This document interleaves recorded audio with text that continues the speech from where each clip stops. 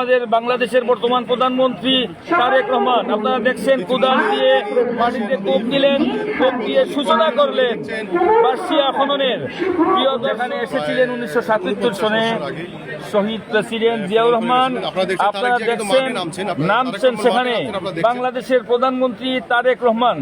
উদ্দেশ্য কৃষকদেরকে মুক্তি দেওয়া, কৃষকদের পাশে দাঁড়ানো, বাংলার রাখাল রাজা শহীদ প্রেসিডেন্ট জিয়াউর রহমানের সযোগ্য উত্তরসূরি বাংলাদেশের বর্তমান প্রধানমন্ত্রী তারেক রহমান এসেছেন আবারও সেই বার্ষিয়ার সম্মুখভাগে, যেখান থেকে শহীদ প্রেসিডেন্ট জিয়াউর রহমান খাল খননের কর্মসূচি উদ্বোধন করেছিলেন, যার কারণে কৃষি বিপ্লব সাধিত হয়েছিল বাংলাদেশে।